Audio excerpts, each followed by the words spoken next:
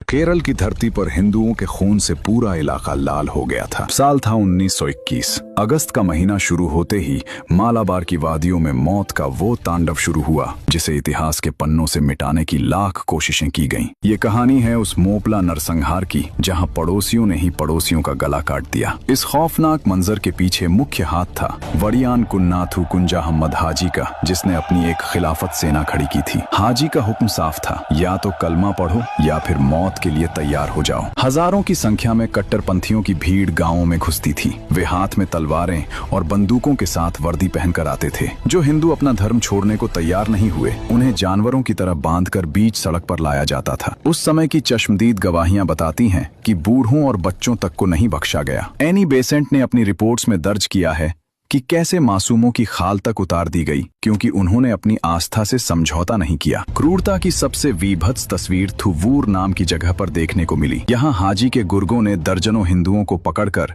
एक गहरे कुएं के किनारे खड़ा कर दिया। रूह कंपा देने वाली बात ये थी कि वे सिर्फ मार नहीं रहे थे, बल्कि एक एक करके उनके सिर काट रहे थे और धड़ को कुएं में फेंक रहे थे। चीखें इतनी भयानक थीं कि आसपास के इलाकों तक सुनाई दे रही थीं। रिकॉर्ड बताते हैं कि कई लोग मरे नहीं थे, वे अधमरे थे और लाशों के उस ढेर के नीचे घंटों शायद दिनों तक तड़पते रहे। आज भी वो कुआं रक्त के कुएं के नाम से जाना जाता है, जो उस समय की दरिंदगी का मौन गवाह है। सिर्फ जान लेना ही उनका मकसद नहीं था, वे हिंदू समाज की आत्मा को कुचलना चाहते थे। इसीलिए चुन चुनकर भव्य मंदिरों को निशाना बनाया गया, मूर्तियों को खंडित किया गया और उन पर गाय का मांस फेंककर उन्हें अपवित्र किया गया। हजारों हिंदू अपनी जान और इज्जत बचाने के लिए नंगे पैर जंगलों की तरफ भागे। 6.5 लाख लोग रातों रात अपने ही देश में शरणार्थी बन गए। लेकिन ये तो सिर्फ शुरुआत थी। उस काली रात का सबसे काला अध्याय अभी आना बाकी था, जिसने इंसानियत के इतिहास पर कभी न मिटने वाला दाग लगा दिया। आखिर क्या था